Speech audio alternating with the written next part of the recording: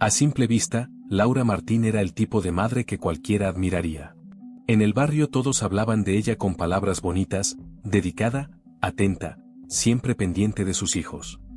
Las vecinas la veían salir cada mañana con Marcos, de 8 años, y Sara, de 5, caminando juntos hacia el colegio mientras ella les recordaba que cruzaran la calle con cuidado, que no olvidaran saludar a los profesores y que fueran amables con los demás. Era difícil no pensar que aquella mujer había nacido para ser madre. En redes sociales, su imagen era aún más impecable. En su cuenta de Instagram, llena de fotografías perfectamente editadas, se mostraban desayunos sanos, manualidades hechas a mano, vídeos cortos de los niños riendo, y mensajes motivadores sobre la maternidad. Sus seguidores crecían cada día, y más de una madre confesaba que intentaba copiar sus ideas. Ojalá tener tu energía, le comentaban. Eres inspiración pura. Laura sonreía al leer esos mensajes. Pero si alguien hubiese mirado más de cerca, habría notado que su sonrisa nunca llegaba a los ojos. Porque la verdad, la que nadie veía, era que la perfección que exhibía no era fruto de la felicidad, sino de la presión. De una presión que la había ido moldeando durante años, apretando, acumulándose, hasta que cada foto, cada vídeo y cada publicación se habían convertido en una obligación. Un escaparate que la ahogaba. Dentro de casa, lejos de la luz cálida del móvil, Laura estaba exhausta. Dormía poco. Comía mal. Vivía pendiente del número de me gusta, de si sus vídeos tenían más o menos reproducciones que la semana anterior, de si sus hijos sonreían lo suficiente delante de la cámara. En ocasiones, Marcos le suplicaba: «Mamá, ¿podemos cenar sin grabar hoy?». Ella suspiraba, le daba un beso en la cabeza y respondía con suavidad: «Solo un vídeo más, cariño. A la gente le encanta ver nuestra vida juntos». Pero Marcos ya entendía, a sus 8 años, que aquello no era para ellos. Era para la gente. Sara, en cambio, aún era pequeña para comprenderlo. Para ella, la cámara era solo un objeto que aparecía en los momentos en los que mamá parecía más nerviosa que contenta. Fuera de las redes, las cosas tampoco marchaban bien. Su matrimonio con Javier se había deteriorado. La relación que antes era tranquila y cómplice se convirtió en discusiones constantes, sobre el tiempo que dedicaba a grabar, sobre la falta de descanso, sobre las mentiras blancas que ella publicaba para que todo pareciera perfecto. Cada pelea dejaba a Laura más tensa, más frágil, más desesperada por controlar algo en su vida. Y eso la llevó a donde estaba ahora. La mañana que cambiaría su destino comenzó como cualquier otra. Laura preparó las mochilas, vistió a los niños, les dio un beso en la frente y les deseó un buen día. Pero mientras los veía marchar hacia la escuela, un temblor extraño recorrió su cuerpo.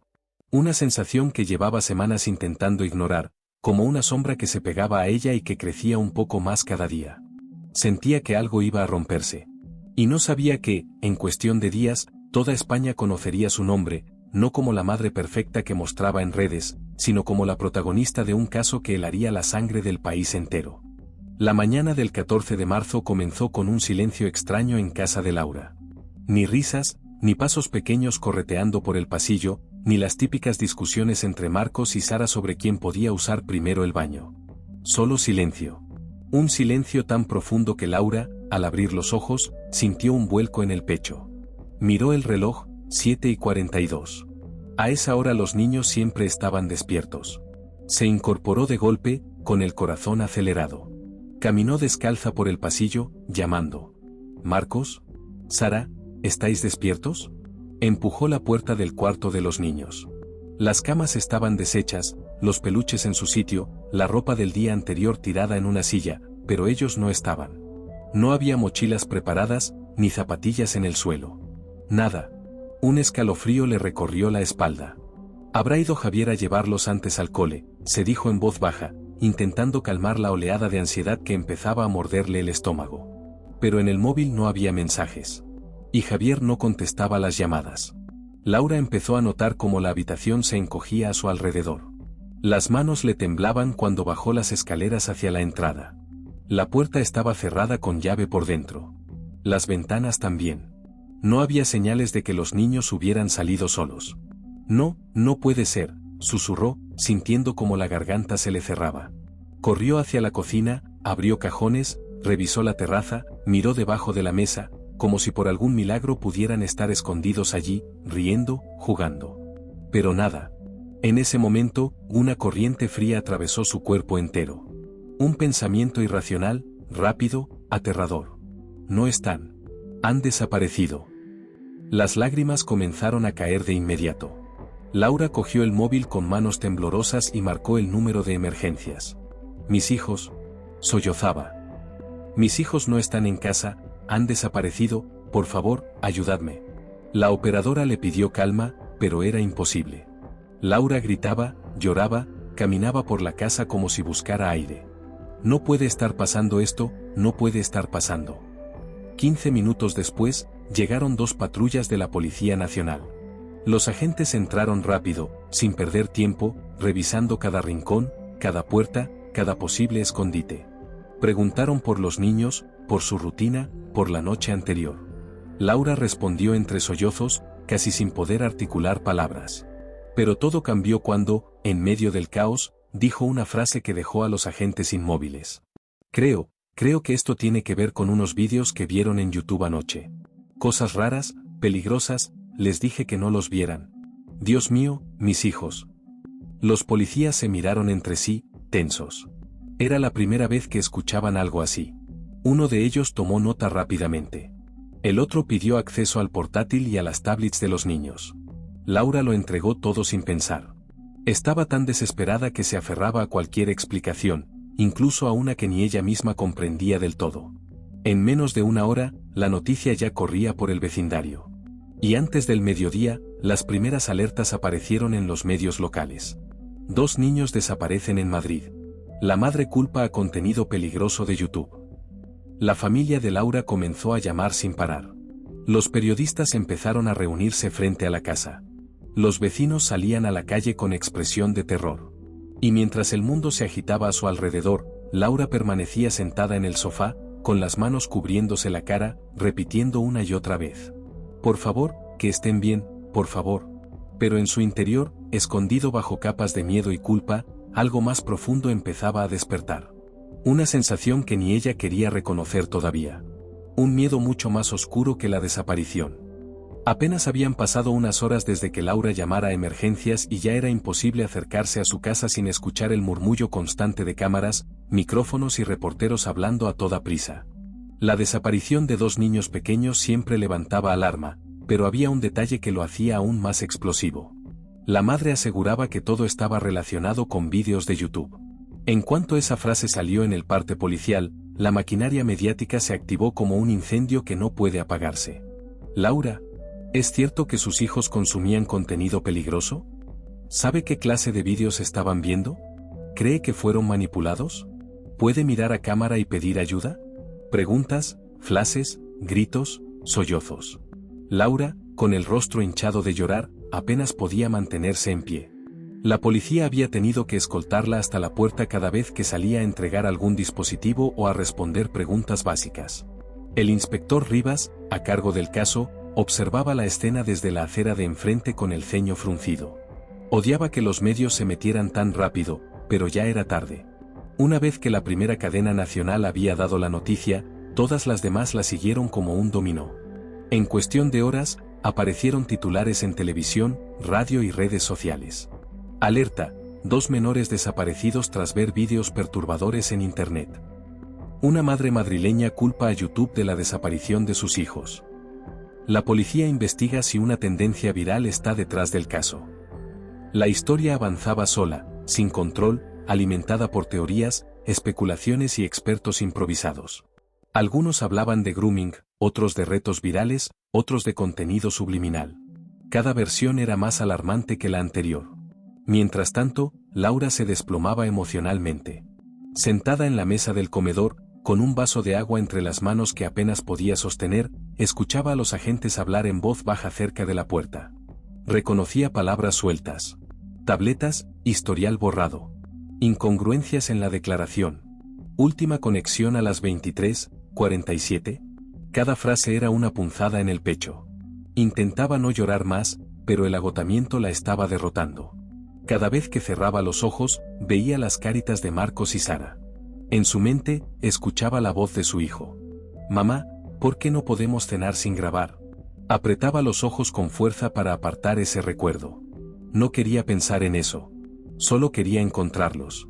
A las 4:12, el inspector Rivas pidió a todos los periodistas que se apartaran para hacer una declaración oficial. Las cámaras se alinearon como un ejército. Laura, detrás de él, trataba de mantener la compostura. A esta hora, dijo Rivas con voz firme, seguimos tratando la desaparición de los menores Marcos y Sara Martín como un caso activo. No descartamos ninguna línea de investigación. Pedimos colaboración ciudadana y rogamos precaución ante la difusión de rumores. Una periodista levantó la mano. Inspector, ¿la madre ha confirmado que los niños estaban viendo vídeos peligrosos? ¿Es una de las causas principales? Laura tragó saliva. Rivas la miró de reojo y luego respondió. Estamos analizando toda la información disponible. Por ahora, no podemos confirmar ninguna teoría. Pero ese comentario no detuvo a nadie. Las redes sociales ya estaban llenas de acusaciones. YouTube secuestra mentes de niños. ¿Dónde están Marcos y Sara? Esto nos puede pasar a todos. Influencers famosos comenzaron a hacer directos opinando del caso. Programas matinales llamaron a psicólogos, expertos en redes y supuestos especialistas en tendencias peligrosas. La historia avanzaba como un río desbordado que arrastraba todo a su paso. Mientras, Laura observaba en silencio, apretando las manos hasta hacerse daño. Cada palabra que se decía, cada suposición, cada teoría, hacía que su respiración se volviera más corta, más rápida. Porque bajo toda esa tormenta, había algo que ella sabía. Algo que no estaba en los titulares. Algo que no había contado a nadie. Y aunque intentaba convencerse de que todo era culpa de esos vídeos, de ese contenido extraño que habían visto la noche anterior, una parte de ella sabía que no era verdad. No del todo. Y ese secreto empezaba a quemarle por dentro. El inspector Rivas llevaba más de 20 años investigando desapariciones y sabía reconocer, casi instintivamente, cuando algo no encajaba. Y en el caso de Laura Martín, había muchas piezas fuera de lugar. A primera vista, ella parecía la víctima perfecta, una madre angustiada, llorosa, desesperada por sus hijos. Pero conforme las horas avanzaban, los detalles comenzaban a chirriar como una puerta oxidada. 1. La noche anterior no estaba clara. Cuando Rivas pidió a Laura que relatara la última vez que vio a los niños, ella dudó. No mucho, apenas un segundo, pero suficiente para que el inspector lo notara. Estábamos viendo unos vídeos antes de dormir, dijo ella. Algo raro. Les dije que apagaran la tablet y se acostaran. ¿A qué hora exactamente?, preguntó él. Laura miró al suelo, se mordió el labio, respiró hondo. No sé, quizás, ¿las 10? ¿Las 10:30? Pero el informe técnico del equipo digital mostraba que la tablet se apagó a las 11:47, casi una hora y media después de lo que ella afirmaba. Una contradicción importante. 2. El historial borrado. La tablet de Marcos tenía varias búsquedas y vídeos reproducidos esa noche, pero el portátil de Laura estaba limpio. Demasiado limpio. Archivos recién eliminados, ventanas privadas, varios restos de navegación que parecían editados a toda prisa. Rivas lo comentó con la agente Gómez. Parece que alguien intentó manipular el historial. Gómez frunció el ceño. ¿Cree que fue ella? No lo sé, pero no me gusta. 3. El testimonio de los vecinos. A mediodía, varios agentes empezaron a hablar con los vecinos del edificio. Una mujer mayor del 5º piso dijo: hace días que la veo, rara. Muy acelerada. Y los niños, pobrecitos, a veces parecían agotados. ¿Siempre con la cámara, siempre grabando? Otro vecino comentó: oí una discusión fuerte hace 2 noches. Gritos. Sonaba como si alguien llorara. Pero pensé que era cosa de pareja. Rivas anotó todo en su libreta, sin expresar opinión. Pero por dentro, cada testimonio añadía peso a la sospecha. 4. Las emociones inestables de Laura. Cada vez que el inspector se acercaba a ella, Laura alternaba estados bruscos, pasaba del llanto convulsivo a un silencio rígido, tenso. A veces hablaba rápido, sin coherencia, otras, parecía ausente, atrapada en algo que no podía verbalizar. Cuando Rivas le pidió que describiera exactamente lo que habían visto en YouTube, ella se enredó sola. Era un vídeo extraño, no, más bien, varios, no recuerdo. Pero tenían mensajes. No sé. ¿Les afectó? Seguro que sí, estoy segura. ¿Qué tipo de mensajes? No sé, no me acuerdo. ¿De verdad no recuerda nada?, preguntó él, ladeando la cabeza. Ella se quedó inmóvil. Luego, como si se diera cuenta de que había dicho demasiado, rompió a llorar. Estoy muy alterada, inspector, no puedo pensar bien. Rivas no respondió. Pero en su mente ya había una frase clara. No puede pensar bien, o no quiere. 5. El primer indicio sólido. A las 7:20, cuando el día ya empezaba a oscurecer, un agente entró apresurado en la sala improvisada de investigación dentro de la casa de Laura. Inspector, tiene que ver esto, dijo, entregándole una carpeta. Dentro había imágenes de una cámara de seguridad del barrio. Rivas deslizó las hojas lentamente, hasta que su expresión cambió por completo. Allí, en blanco y negro, se veía la puerta del edificio de Laura. Hora, 2:16 de la madrugada. Aparecía ella. Laura. Saliendo sola, con chaqueta, nerviosa, mirando alrededor. Y detrás de ella, los dos niños. Marcos medio dormido. Sara arrastrando un peluche. Laura llevaba una mochila grande en la mano. Pero lo más inquietante no era eso. Lo verdaderamente perturbador era que, 3 horas después, a las 5:27, la cámara captaba a Laura regresando al edificio. Sola. Sin los niños. El inspector bajó la carpeta lentamente. Bien, murmuró, con una mezcla de decepción y preocupación. Aquí empieza la verdad. Y con esa frase, todo el caso dio un giro inesperado. Un giro que, muy pronto, derrumbaría la imagen perfecta de Laura. Y revelaría un secreto que nadie estaba preparado para escuchar. El inspector Rivas no perdió un segundo. Cuando terminó de revisar las imágenes de seguridad, levantó la vista y pidió con voz firme. Localizad inmediatamente todas las cámaras del recorrido. Quiero ver cada paso que dio Laura esa noche. Los agentes salieron de la sala improvisada. En el salón, Laura esperaba, sentada en el borde del sofá, estrujando un pañuelo entre las manos hasta casi romperlo. Cuando vio entrar a Rivas con el rostro serio, se incorporó de inmediato. ¿Han encontrado algo?, preguntó con voz temblorosa. Rivas no respondió. Se limitó a observarla unos segundos, como quien mide la temperatura emocional de una persona antes de decir una verdad incómoda. Necesito que hablemos, dijo al fin. Y necesito que sea totalmente sincera.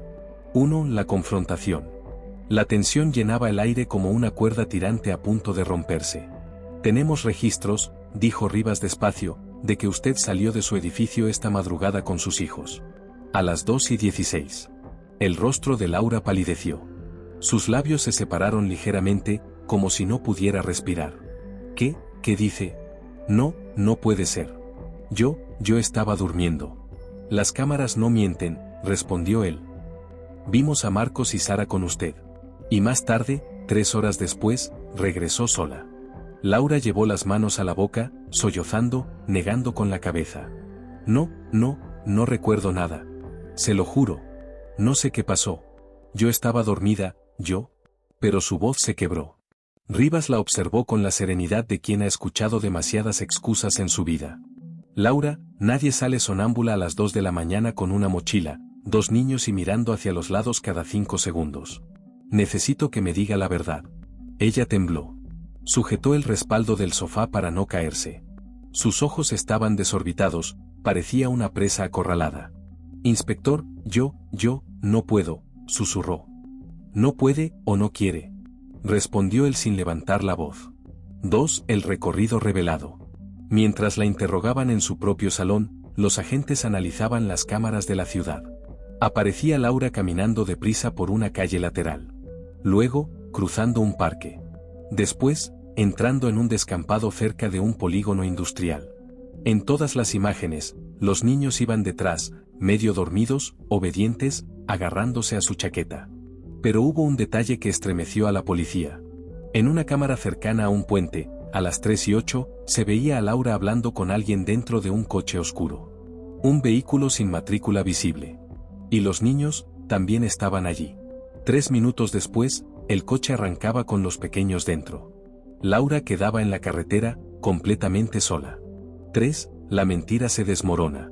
En la sala de interrogatorio improvisada, Rivas ya tenía suficientes piezas como para empezar a presionar. Sabemos que no estaba sola, dijo el inspector, colocando sobre la mesa una foto impresa del coche. Laura la miró como si le hubieran clavado un cuchillo en el pecho. Sus labios empezaron a temblar. No, no, yo no haría nada malo a mis hijos. Entonces explíqueme qué hace aquí, dijo Rivas señalando la imagen, hablando con un conductor desconocido mientras sus hijos están dentro del coche. Laura rompió a llorar. Un llanto que no parecía de culpa únicamente, sino de miedo. Un miedo profundo, destructivo, animal. Yo quería protegerles, sollozó. Tenía que hacerlo. Javier quería quitármelos. Él quería la custodia completa. Me lo iba a arrebatar todo. El inspector entrecerró los ojos. ¿Y qué hizo usted, exactamente? Ella respiró entrecortadamente. Miró a su alrededor como buscando una salida, un escape. Les pedí ayuda, susurró. ¿A quién? A unas personas. Su voz se apagó como una vela al final. Personas que no debía haber contactado. Pero yo estaba desesperada. Sentía que me estaba quedando sin vida, sin familia, sin nada. Rivas la observó con una mezcla de comprensión y alarma. Por fin, algo empezaba a encajar. No tenía aún la historia completa, pero sí un hecho fundamental. Los niños no habían desaparecido por vídeos de YouTube. Habían desaparecido por ella. Por Laura. 4. El giro silencioso. Mientras Laura lloraba, completamente rota, un agente entró en la sala, pálido, sosteniendo una carpeta con manos rígidas. Inspector, necesitamos hablar. Ahora. Rivas salió un momento, cerrando la puerta detrás de él. El agente abrió la carpeta con movimientos tensos. Hemos localizado el coche, dijo en voz baja. Lo encontramos a las afueras de la ciudad. Rivas sintió un escalofrío recorrerle la espalda. ¿Y los niños? El agente tragó saliva. No estaban allí. ¿Algún rastro? Sí, y esto lo complica todo. Le entregó una foto. La expresión de Rivas cambió al instante. Dios mío, murmuró. Porque en esa imagen había algo que abría una nueva línea de horror. La mochila que Laura llevaba esa noche. Vacía. Abierta. Y manchada de algo que no debía estar allí. El caso acababa de tomar un giro mucho más oscuro. Mucho más peligroso. Y la verdad, estaba a punto de salir a la luz. El inspector Rivas sostuvo la fotografía durante largos segundos. La mochila abierta, tirada junto al coche abandonado, era una pieza importante, pero no definitiva. Las manchas que aparecían en el borde interior parecían alarmantes a simple vista, pero el laboratorio aún no había confirmado nada. Aún así, algo quedaba claro. Laura sabía mucho más de lo que había dicho. Respiró hondo, guardó la foto y volvió a entrar en la sala donde ella esperaba. Laura estaba sentada, encogida sobre sí misma, como si quisiera desaparecer. Cuando Rivas cerró la puerta, levantó la mirada. Su rostro lo decía todo: miedo, agotamiento y algo más, algo parecido a rendición. Laura, comenzó el inspector, sin dureza, pero con firmeza, hemos encontrado el coche. Y la mochila. Necesitamos que nos diga la verdad. Toda. Ella tembló. ¿Están bien?, susurró, casi sin voz. Dígame que los han visto. Rivas no podía mentirle, pero tampoco quería derrumbarla más.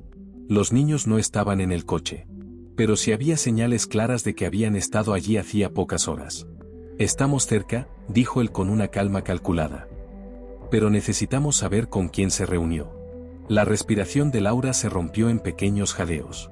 Sus manos apretaron el pañuelo arrugado como si fuera lo único que le quedara para sostenerse.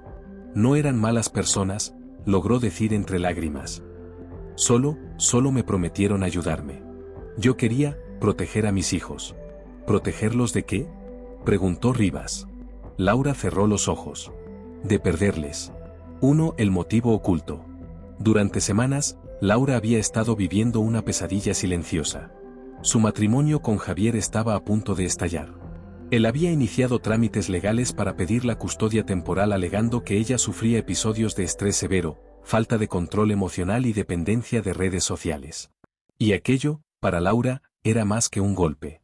Era el fin de la vida que intentaba mostrar al mundo. No podía permitirlo, sollozó. No podía dejar que me los quitara. Lo único que tengo son ellos, todo lo que soy, son ellos. Rivas escuchaba en silencio, tomando notas mentales. ¿Y qué hizo usted?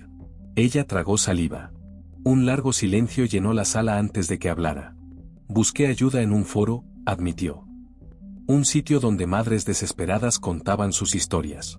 Una mujer me escribió en privado, diciendo que conocía a gente que podía sacar a los niños unos días, hasta que los papeles del juez se frenaran. Nada malo, solo ocultarlos temporalmente. ¿Y usted les creyó? Laura apretó los ojos, llorando. Yo quería creerlo. Me agarré a cualquier cosa. Tenía miedo. Estaba sola. Sentí que me estaba hundiendo. 2. El contacto prohibido. Las cámaras habían captado al coche esa madrugada, y ahora por fin Laura explicaba por qué. Me dijeron que saliera de casa de madrugada, para evitar que Javier sospechara. Que llevara una mochila con ropa para los niños. Que ellos los mantendrían a salvo en un sitio seguro, solo unos días. ¿Y esa persona? Preguntó Rivas. ¿Quién era? No sé su nombre real, admitió. En el foro usaba un alias, Madre Fénix 88. Yo estaba desesperada. Y confié. El inspector sintió un nudo en el estómago. Había visto muchas veces cómo la fragilidad emocional podía llevar a decisiones catastróficas. Pero esto era diferente. Y peligroso. 3. La mochila. Cuando Rivas mostró la foto de la mochila, Laura se derrumbó aún más. Eso no es lo que parece, dijo ella entre sollozos. Les di la mochila para que los niños se sintieran seguros. Llevaba ropa, mantas, su peluche favorito. No sé por qué está así. El laboratorio lo determinará, respondió Rivas. Pero lo importante ahora es encontrarlos. Ella levantó la vista, desesperada. Inspector, le juro que no les haría daño. Solo quería que estuvieran conmigo. Solo quería ganar tiempo. Y en ese momento, Rivas lo supo. Laura no era una criminal calculadora. Era una madre rota, atrapada en sus propios errores. Peligrosos, sí. Pero nacidos del miedo, no de la maldad. 4. La llamada clave. Justo entonces, la puerta se abrió. La agente Gómez entró con cara de urgencia. Inspector, tiene que venir. Hemos encontrado algo. Rivas salió de la sala. Laura se quedó temblando, sola. En el pasillo, Gómez le tendió un móvil intervenido. Es un mensaje interceptado de la usuaria Madre Fénix 88.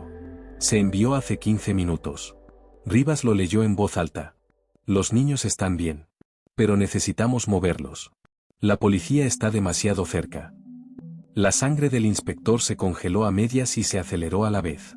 ¿Ubicación? Hemos triangulado la señal. Fuera de Madrid. A 1 hora de aquí. Rivas guardó el móvil como un arma cargada.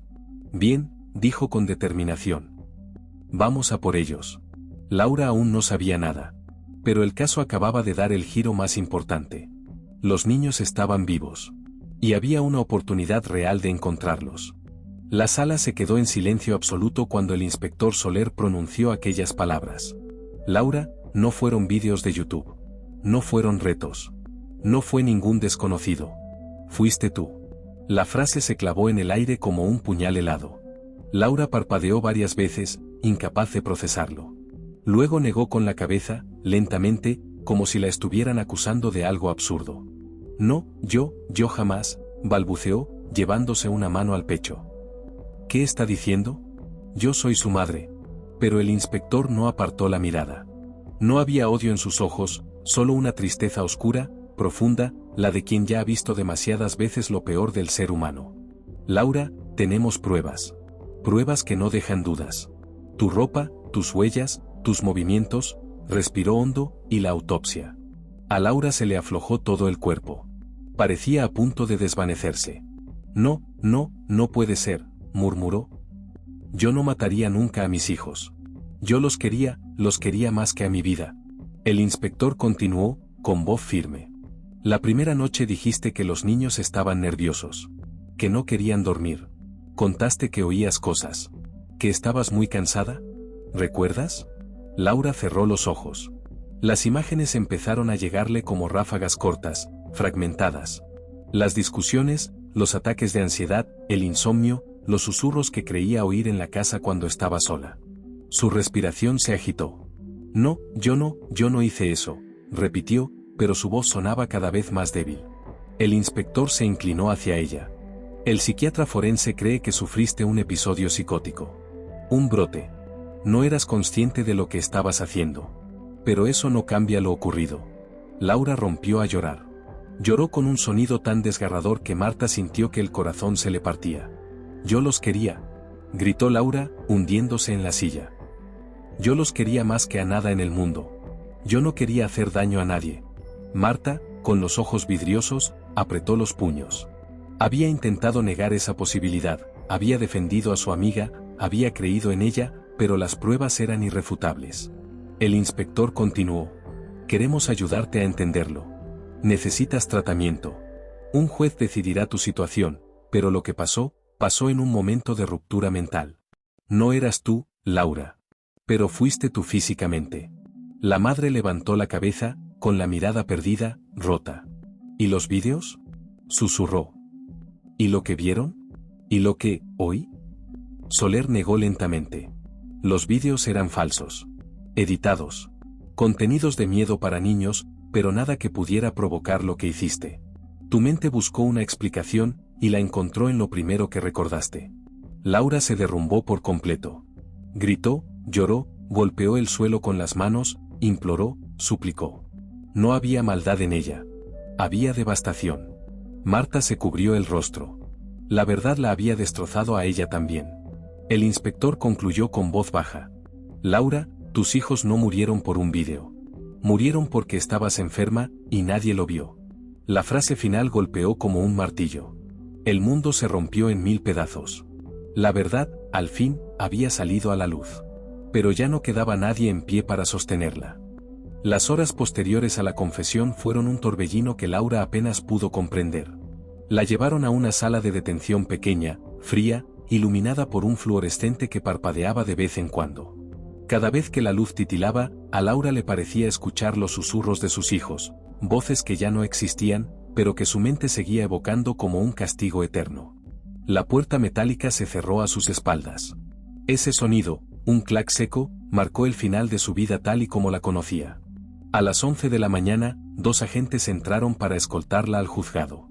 Laura caminaba lenta, arrastrando los pies, con las muñecas esposadas y la mirada perdida. No lloraba. Ya no le quedaban lágrimas. En cuanto entró en el pasillo central del edificio, vio a ambos lados una nube de periodistas, micrófonos, cámaras y flashes que estallaban como relámpagos. Laura, ¿por qué lo hiciste?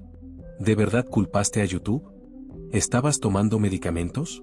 ¿Te arrepientes? Mírala, mírala. Es ella. Laura bajó la cabeza, pero aún así escuchaba insultos, gritos, la furia de una multitud que la veía como un monstruo. Y quizá, pensó ella, tenían razón. Dentro de la sala, el ambiente era distinto, grave, solemne, implacable. El juez, un hombre de voz profunda y mirada analítica, repasó la carpeta que contenía todo el caso. A su lado, el fiscal la observaba como si fuera un enigma desagradable que debía resolverse cuanto antes. El abogado de oficio de Laura intentó darle ánimos en voz baja. Respira. Contesta solo lo imprescindible. No estás sola en esto. Pero Laura se sentía sola desde el mismo instante en que la verdad salió a la luz. El juez comenzó. Señora Romero, está usted acusada de 2 delitos de homicidio y de obstrucción a la justicia. Antes de continuar, ¿desea declarar? Laura levantó lentamente la vista. Su rostro estaba pálido, los ojos hinchados, las manos temblorosas. Yo, tragó saliva, no recuerdo todo. No soy la misma persona que hizo eso. No sé cómo pasó. Yo, estaba mal, de verdad, mentalmente, estaba rota, la voz le tembló. Yo los quería. Eran mi vida. Un murmullo recorrió la sala. El juez asintió, sin compasión pero tampoco con dureza. Los informes psiquiátricos indican que sufrió usted un brote psicótico agudo, dijo, probablemente provocado por estrés crónico, insomnio y un trastorno sin diagnosticar. Sin embargo, añadió el fiscal, los hechos siguen siendo los hechos. Laura cerró los ojos con fuerza. Cada palabra era un martillazo. Por ahora, continuó el juez, se ordena su ingreso provisional en una unidad psiquiátrica penitenciaria, donde será evaluada durante los próximos 3 meses. Después, se determinará si puede afrontar un juicio completo o si sufre una enfermedad mental que incapacita su responsabilidad penal. La frase final, fría como el hielo, cayó sobre ella como una sentencia. Hasta entonces, permanecerá bajo custodia. Laura sintió como se le aflojaban las piernas. El abogado tuvo que sostenerla del brazo. Ni siquiera lloró. Solo abrió la boca, sin aire, como si acabara de recibir un golpe en el estómago. Mientras la escoltaban fuera de la sala, escuchó una última frase, pronunciada por una mujer entre el público, con un tono de odio desgarrador. Ojalá pudieras sentir por un segundo lo que sentían tus hijos. Laura bajó la cabeza. Ese era, precisamente, el infierno en el que ya vivía. Un infierno del que no saldría jamás. Marta no había podido dormir desde la confesión de Laura. Cada vez que cerraba los ojos, veía las caras de Marcos y Sara, y luego la mirada perdida de su amiga, una mirada que no era de una asesina, sino de alguien que se había roto por dentro mucho antes de que todo ocurriera. Durante días, Marta había evitado involucrarse más. No quería leer informes. No quería escuchar teorías. No quería saber nada. Pero una llamada inesperada del inspector Soler lo cambió todo. Necesito que vengas a comisaría, le dijo con una voz seria. Hay algo que debes ver. Algo que Laura nunca te contó. Marta sintió un escalofrío. Acudió esa misma tarde. En la sala de revisión forense, Soler colocó delante de ella una carpeta sellada y un portátil. Esto se encontró en la casa de Laura, escondido detrás del calentador, dijo. ¿Qué es eso?, preguntó Marta, notando un nudo en la garganta. Un cuaderno. Y un vídeo que grabó 3 semanas antes de lo ocurrido. Marta abrió el cuaderno primero. Sus manos temblaron desde la primera frase. Estoy perdiendo la cabeza. No duermo. Escucho voces por la noche. Veo sombras. Creo que algo me está pasando. No quiero preocupar a nadie. No quiero que piensen que soy una mala madre. Pasó las páginas. Cada una era peor. Marta dice que descanse, pero si supiera lo que oigo, me tomaría por loca. Tengo miedo de quedarme sola con los niños por la noche. Pero no puedo decirlo. ¿Qué madre dice eso? Si desapareciera, quizás sería mejor para ellos, aunque sé que jamás podría dejarles. Marta sintió que le ardían los ojos. Dios mío, susurró, llevándose una mano a la boca. Estaba gritando ayuda, y nadie lo vio. Nadie quiso verlo, corrigió Soler con suavidad. Entonces abrió el vídeo. En la pantalla apareció Laura. Pálida, despeinada, ojeras profundas. Miraba directamente a la cámara, con una vulnerabilidad que Marta jamás le había visto. No sé qué me está pasando, decía Laura, respirando rápido. A veces, oigo cosas. Como si alguien me llamara. Como si hubiera alguien más en la casa. He visto sombras. Pero cuando enciendo la luz, no hay nada. Se llevó las manos al rostro. No quiero asustar a los niños. No quiero que piensen que mamá está rara. Pero tengo miedo de quedarme dormida. Tengo miedo de estar despierta. No sé qué hacer. Nadie me creería. Se detuvo, tragando saliva. Si alguna vez hago algo malo, si alguna vez pasa algo horrible, por favor, que alguien entienda que no era yo. Que no quería. Que solo, estaba enferma, y no lo sabía. Marta rompió a llorar. Lloró como nunca había llorado en su vida. El vídeo terminaba con Laura mirando a la cámara durante un largo rato. Sin parpadear. Como si quisiera dejar grabado su último hilo de cordura. Soler cerró el portátil. Marta, esto cambia el caso, dijo en voz baja. No para la ley, pero sí para la verdad. Laura no era un monstruo. Era una mujer enferma que no pidió ayuda porque temía ser juzgada. Marta se secó las lágrimas bruscamente. Quiero verla, dijo. Ahora. Necesito que sepa que lo sé. Que no la voy a abandonar. El inspector la miró durante unos segundos y asintió. Te llevaré mañana a la unidad psiquiátrica. Pero prepárate. No es la Laura que recuerdas. Marta apretó los dientes. Sabía que vería a una mujer rota. Una mujer que había perdido todo. Una mujer responsable de un horror inimaginable. Pero también una mujer víctima de una mente que se quebró sin que nadie lo notara. En su interior, Marta tomó una decisión. No dejaría que la última verdad muriera con Laura. Marta llegó a la unidad psiquiátrica con el corazón acelerado. No había estado allí desde que Laura fue ingresada, y sabía que lo que iba a ver no sería fácil. Cada paso por los pasillos fríos y silenciosos hacía que se le apretara el pecho. Pero necesitaba ver a su amiga, necesitaba escuchar su voz, necesitaba recordarle que no estaba sola. Al entrar a la sala de visitas, vio a Laura sentada en la esquina, abrazándose a sí misma, con la mirada perdida y los ojos enrojecidos por el llanto. Cuando Laura la vio, levantó lentamente la cabeza, como si despertara de un largo sueño. «Marta», susurró. «No, no sé si merezco verte». Marta se sentó frente a ella, tomando sus manos temblorosas entre las suyas. «Laura, te mereces algo que nunca tuviste, alguien que te escuche, alguien que sepa la verdad, y yo estoy aquí». Laura cerró los ojos, dejando que las lágrimas cayeran libremente. Por primera vez en semanas, permitió que alguien la viera sin máscaras, sin excusas, sin fingimientos. Todo se ha ido», dijo Laura. «Mis hijos, nunca podré perdonarme, nunca». Marta apretó más fuerte sus manos. «No es así», dijo con firmeza. «Ellos, tus hijos, eran lo más importante. Y tú también eres importante. Nadie vio lo enferma que estabas. Nadie entendió que estabas rota antes de que todo sucediera. No eres un monstruo. Eres una mujer que necesitaba ayuda. Y ahora, por fin, la estás recibiendo». Laura sollozó, y Marta notó cómo la rigidez del cuerpo de su amiga comenzaba a relajarse un poco. Por primera vez, podía respirar. Por primera vez, no estaba sola. «Marta, gracias», susurró. «Gracias por no abandonarme. Por no creer en las mentiras que contaron. Por ver lo que realmente soy». Marta le acarició la mejilla con suavidad.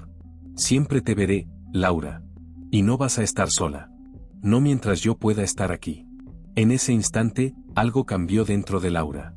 No borraba lo ocurrido. No podía devolver lo que se había perdido. Pero por primera vez, sentía un hilo de esperanza.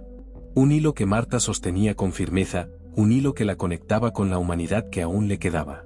Las semanas siguientes serían difíciles, con tratamientos, terapias y visitas periódicas del juez y de los psiquiatras. Pero Laura comenzó a reconstruirse. Paso a paso. No como la madre perfecta que todos veían en redes sociales, sino como una mujer consciente de sus errores, tratando de sanar, tratando de entenderse a sí misma. Marta permaneció a su lado, visitándola cada semana. Hablaban, lloraban, recordaban momentos felices, aceptaban los trágicos. Y aunque la pérdida de Marcos y Sara nunca podría llenarse, Laura aprendió algo vital: no todo estaba perdido. Todavía podía salvarse ella misma. En la última visita de aquel mes, Laura tomó la mano de Marta y dijo con voz firme, aunque temblorosa: «Gracias por no dejarme caer del todo. Por mostrarme que todavía hay algo por lo que luchar». Marta sonrió, con lágrimas en los ojos. «Siempre estaré contigo. Siempre». Y en ese pequeño gesto, en esa mirada compartida, Laura comprendió finalmente que incluso en el abismo más oscuro, podía existir un hilo de luz. Un hilo que no borraba el dolor, pero daba la fuerza para seguir viviendo.